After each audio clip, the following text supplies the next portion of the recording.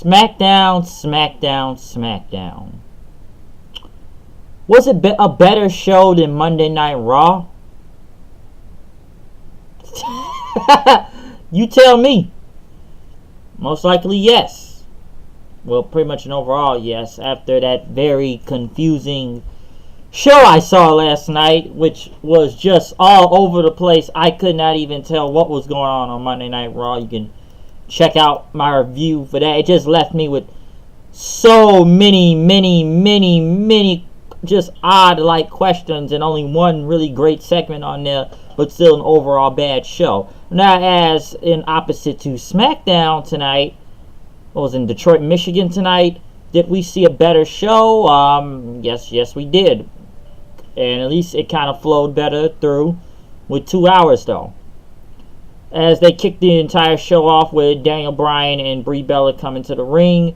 Talking about the match that happened last week with Almas and Bryan, and how Miz and Maurice were actually here earlier today in an empty arena calling out Daniel Bryan and Brie Bella, but they did not come out, of course, and they said trying to save the embarrassment of beating them down in front of millions of people again, and that they're afraid of them pretty much, and they dropped their microphones then. And then they went back to Bryan and Brie as they talked about Miz and Maurice as they were cowards, as he pretty much defined both of them.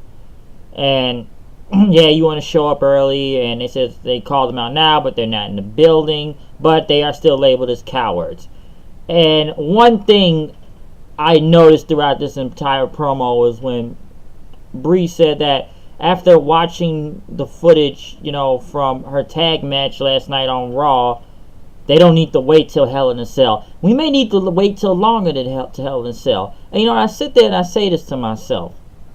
After that bullshit that went on with that Bellas match last night, especially Brie with those god-awful suicide dives, probably one of the worst suicide dives I've ever seen in history of wrestling in general, but I'm probably sure there's worse.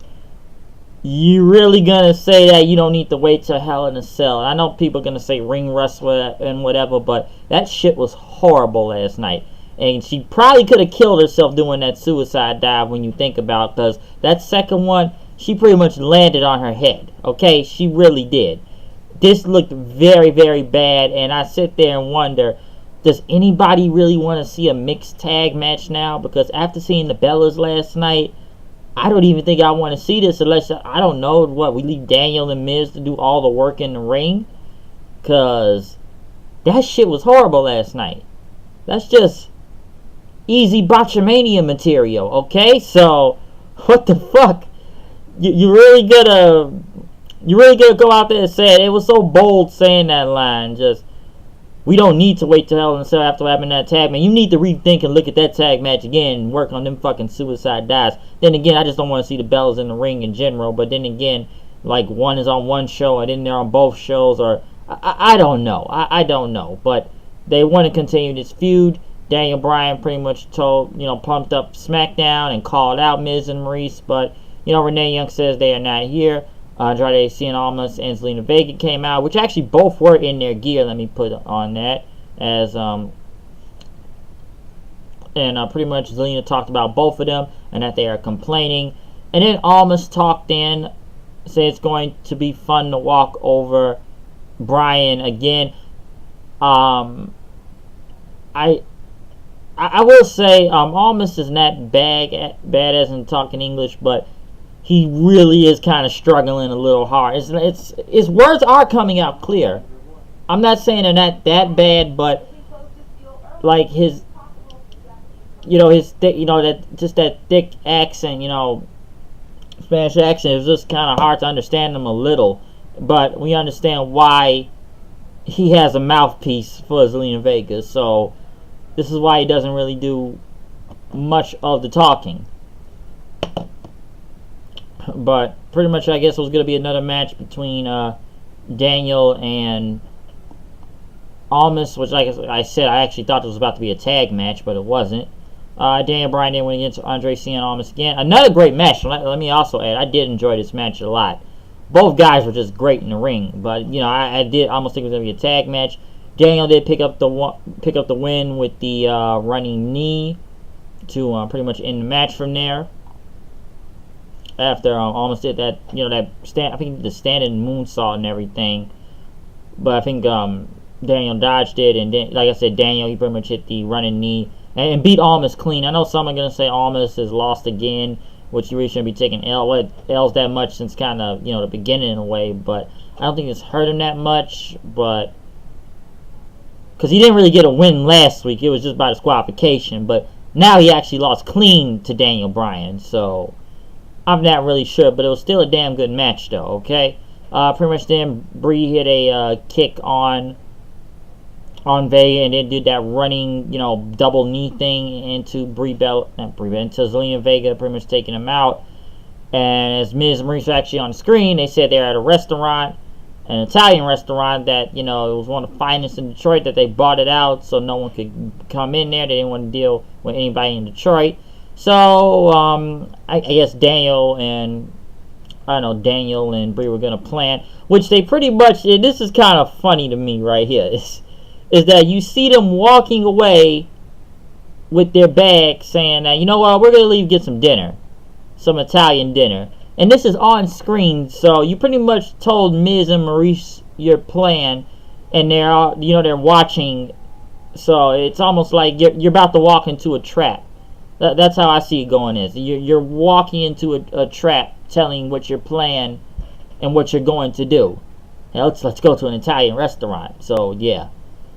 Next, Charlotte and Stone Cold Becky, of course, which was allowed Becky chance did a sit-down interview, which both could not be around each other. And, once again, was this 2-3 weeks in a row that people chant Becky? And, they wanted to be the face, but knowing this company, they'll do their best to keep her heel. And both women didn't really come off heel here, in a way, or face. They just talked about, almost like it was like pretty much a personal grudge or a blood feud, as, Charlotte pretty much says she's the SmackDown Women's Champion, but she lost her best friend the same night, and she expected Becky would have done the same thing. She was in my, in my shoes and everything. You didn't expect me just to lay down and talk about the spotlight.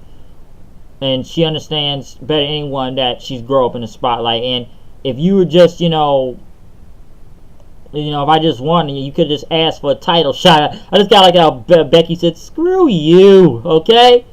It's been a full-time job being your friend, all right? It really is. And I don't really care, but I'm taking that title, and it's going to come home with me. Charlotte pretty much went, told Becky, that's the fire I wanted to see. That's the Becky Lynch I wanted to see. But when we step in the ring at Hell in a Cell, it won't be my best friend I'm looking at.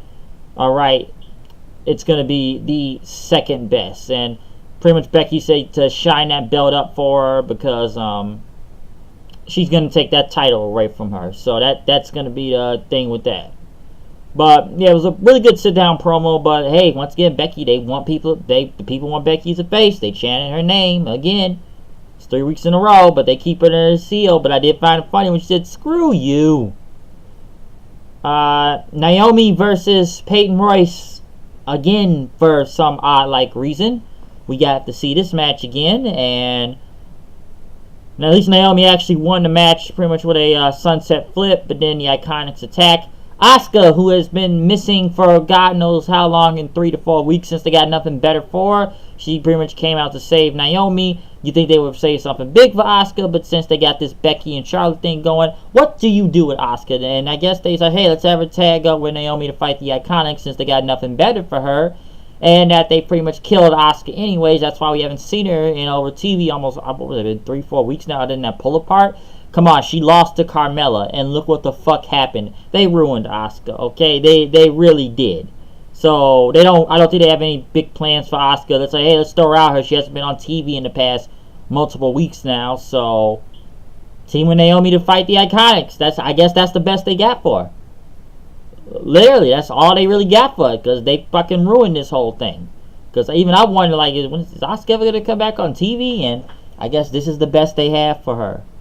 They did a video package on Jeff Hardy as he talked about his Orton feud and talked about he's taking more chances and he's never been in a Hell in a Cell.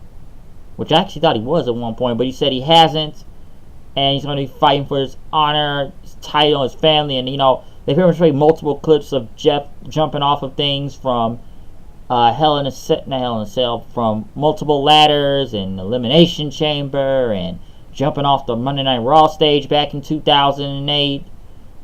Just several ladder matches. So that's what we saw from this whole thing.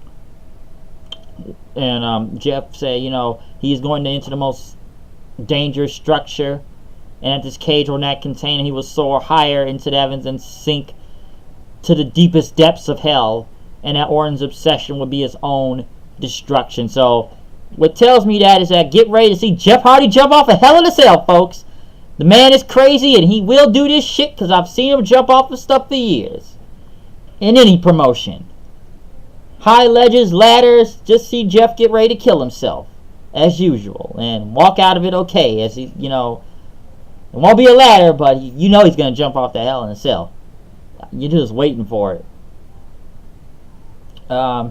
Miz and Maurice actually returned back to the arena, saying that their dinner is short because, you know, they didn't want to deal with Daniel Bryan and Brie. As Paige pretty much told Miz, you know, you can go against any person that wants to face you tonight, but if you leave, don't come back here. Truth was in the back still looking for Carmella, since, you know, she's ducking him. And I guess he thought it was Carmella, but it was just some random... Well, not random. It was actually Maurice. And he says, you expect me to look like that Long Island trash? Miz pretty much went up to Truth then. And, like, what are you doing? And Truth said, you know, Miz, I know you was married to Carmella. And he says, what are you talking about? And he says, when's the last time we teamed together? About 7 years ago. Yeah, it's the last time you were relevant, if you remember that whole, what was it, the Miz Truth or Truth Miz? I just remember them doing a remix thing coming out back in 2011, which I actually thought was cool when it said, you suck, you suck. I actually thought they were really big at the time until I think Truth got in trouble. I think he got in trouble with weed, and then they had to break that whole team up then. I remember if you remember, at Survivor Series 2011, they went against The Rock and John Cena, if you remember that. But Truth just pretty much went on, and Miz said that Truth was a joke, and Truth just looked at him and says, I don't know what Carmella sees in you. So I guess that was going to be a match tonight in the main event, by the ass too. Truth versus Miz. When the hell has the Miz ever been? I'm sorry. When the hell has our Truth ever been? When's the last time he's ever been in a main event? I'm serious. I'm not even being funny. But when? Samoa Joe comes out. His forehead was cut for some reason, and oh, Wendy! Somebody should make that into a t-shirt. Oh, Wendy's! Or something. Wendy! That's kind of... It's really funny, though. Oh, Wendy. That's his whole... I guess he's supposed to be like a stalker, or... At one point, I was like, is he trying to fuck AJ's wife or something? Where is this going? And he says he's stalking him and said that the WWE champion is not around, and that, you know, Styles' family is that they're taking it seriously, that they're in their house right now, huddled all together, just with the curtains down, and just waiting for Joe to come through that door, and AJ's probably home with a baseball bat ready, but Joe said, I'm not going to do that because he says he's not a monster, but his actions has forced AJ to actually stay at his home, and with Wendy, and to actually look after his family, and pretty much, you know, talk about his daughter, saying that, tell AJ to tuck you in tonight, and he'll be there very soon, because a bad man is going to take your daddy's championship and make him go night-night. This whole feud is kind of getting odd, though, but that, oh, Wendy, is just funny as hell when he does that now. It really is. It's almost like he's stalking. This whole title, this thing doesn't even feel about the title now. It just feels about stalking his wife. AJ pretty much said that, on this big screen, he said, you know, threatening another man, it's just, when you threaten another man's family, this is where the talking stopped. AJ's music hit. He pretty much came out and brawled with Samoa Joe. They brawled to the in and out of the ring. Joe had got a chair, but AJ ran up on him with a phenomenal forearm.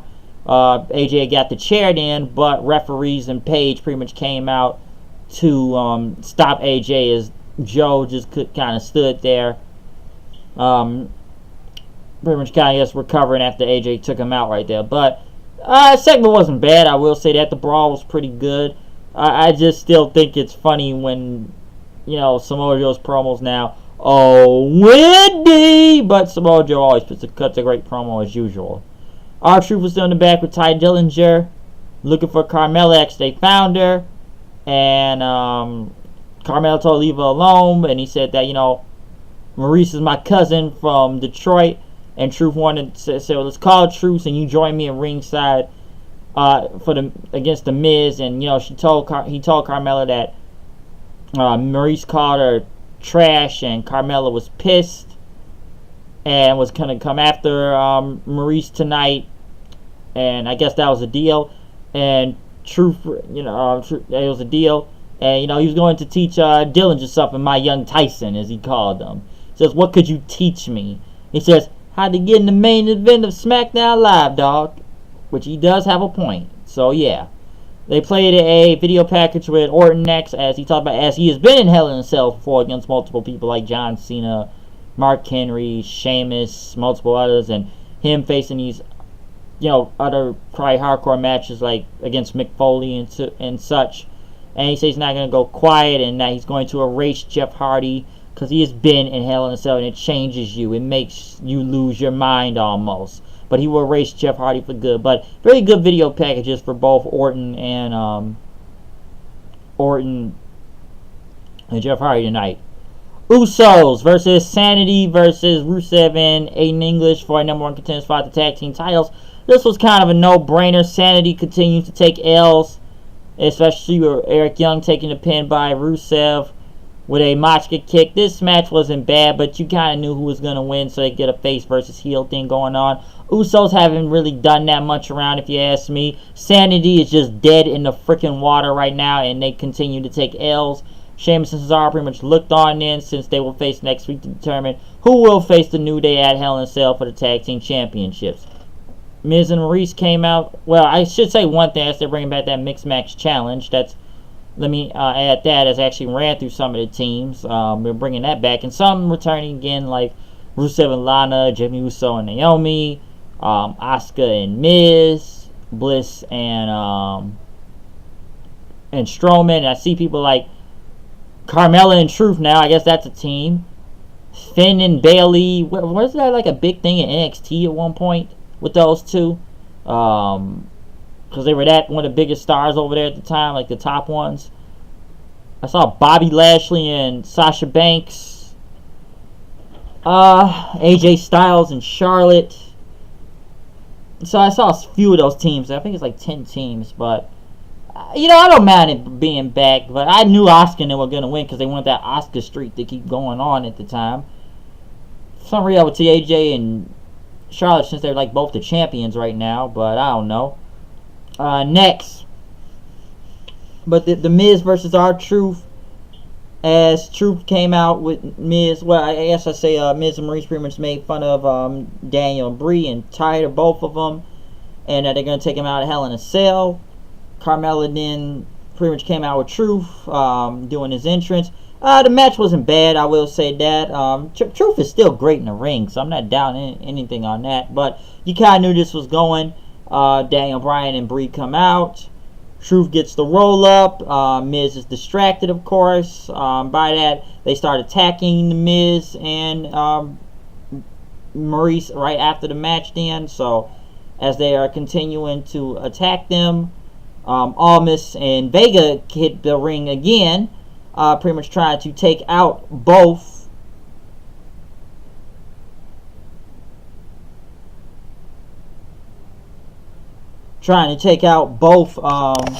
Daniel Bryan and Brie, but Daniel and Brie get the upper hand and put them in yes locks for a long multiple time and make them both tap out. As Miz was gonna run back, but he tripped and didn't want any parts of him, of Daniel Bryan, so Miz ran back. But I'm surprised they pretty much once again took out Vega and Almas again. This is gonna be some mixed tag match next week, and I believe it's the go home show next week, so I don't really know, but we will see. But was SmackDown a better show tonight than Monday Night Raw? Yes. Did you not see the logic gaps and very odd show last night? Like I said, if you want to go with that, just watch my show. It's just, I find it funny that I'm all in and now I'm in an all random episode of Raw. Like I said, say what you want about All In, but if you wasn't there live, I had a fun ass time, okay? I had a great time at that damn show on Saturday. Shit was fucking turned. It was awesome, alright? It was that awesome. But that's my review of SmackDown. I am out of here. Comment, subscribe. Tell me what you think about the show tonight. Check out my Monday Night Raw review. Check out my All In review. Tell you, man, just a great fucking experience. If it ever happens again, I don't know if it happens again. And like I said before, that's a big if they come back to Chicago, go to the United Center in McCormick Place, because that would be a no-brainer to me, but I'm sure they want a bigger arena. But hey, United Center's still out there. But that's my SmackDown review. I will see you guys later. Peace.